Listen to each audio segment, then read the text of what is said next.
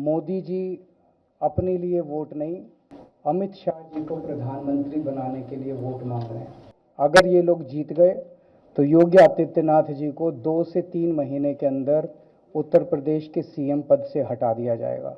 अगले साल 17 सितंबर को प्रधानमंत्री मोदी जी 75 साल के होंगे और मोदी जी ने तय कर लिया है कि अमित शाह जी को वो अपना वारिस बनाएंगे। ये तो कंफर्म करता है कि उन्होंने पूरी प्लानिंग कर ली है और उनके पक्ष में कोई बोलने के लिए तैयार नहीं है योगी आदित्यनाथ जी के। मैं 4 बातें रखना चाहता हूँ।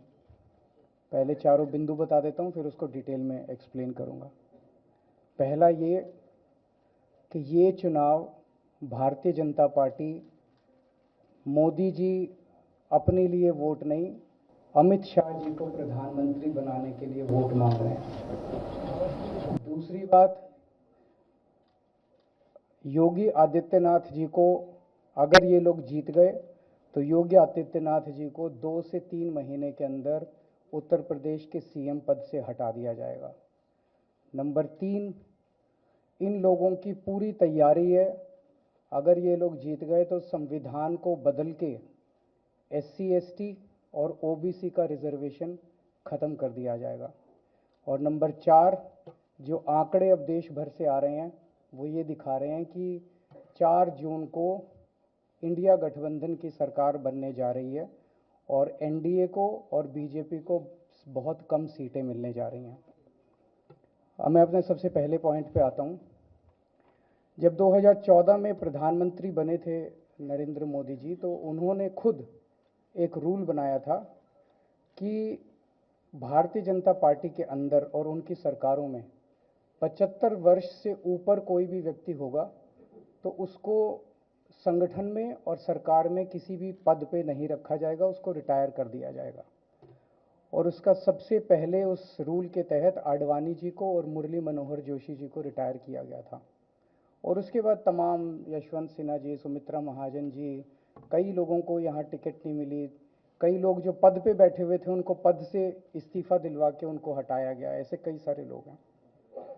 तो अब अगले साल 17 सितंबर को प्रधानमंत्री मोदी जी 75 साल के होंगे और मोदी जी ने तय कर लिया है कि अमित शाह जी को वो अपना वारिस बनाएंगे और अमित शाह जी अगले साल 17 सितंबर को देश के प्रधानमंत्री बनाने का उन्होंने तय किया है मोदी जी ने। इसके ऊपर मोदी जी पिछले 1-2 साल से लगे भी हुए हैं, क्योंकि भारतीय जनता पार्टी के अंदर अमित शाह जी के सामने जो जो बाधाएं पैदा कर सकता था नेता, एक एक करके उन सब नेताओं को साइड कर दिया गया, उनका पत्ता साफ कर दिया गया। शिवराज सिंह चौहान को हटा दिया गया, वसुंधरा राजे को हटा दिया गया, डॉक्टर रमन सिंह को हटा दिया गया, देवेंद्र फडणवीस को ख़त्म कर दिया गया, खट्टर साहब को ख़त्म कर दिया गया, एक एक करके सबको ख़त्म कर दिया गया। एक ही शख्स हैं जो कि उनके रास्ते का कांटा बन सकते हैं, वो हैं योगी आदित्यनाथ जी। अब योगी आदित्यनाथ जी को इन्होंने हटाने का पूरा मन बना लिया है और अगर इनकी सरकार बनी तो 2 महीने के अंदर योगी जी को भी उत्तर प्रदेश के सीएम से हटा दिया जाएगा। मैंने दिल्ली में 3-4 दिन पहले ये प्रेस कॉन्फ्रेंस की थी और ये दोनों मुद्दे उठाए थे।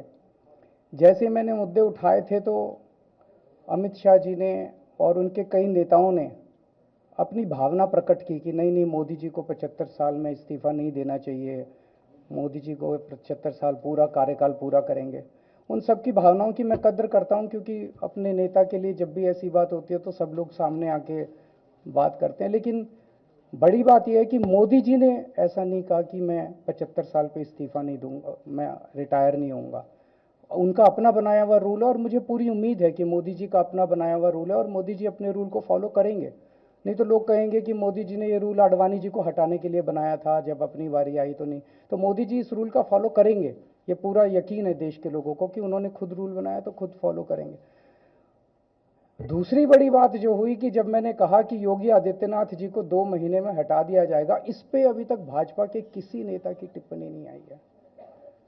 4 दिन हो गए, इसका मतलब ये तो कंफर्म करता है कि उन्होंने पूरी प्लानिंग कर ली है और उनके पक्ष में कोई बोलने के लिए तैयार नहीं है योगी आदित्यनाथ जी के। तो उनका हटना अब लगभग तय है कि योगी आदित्यनाथ जी को उत्तर प्रदेश के सीएम पद से हटाया जाएगा।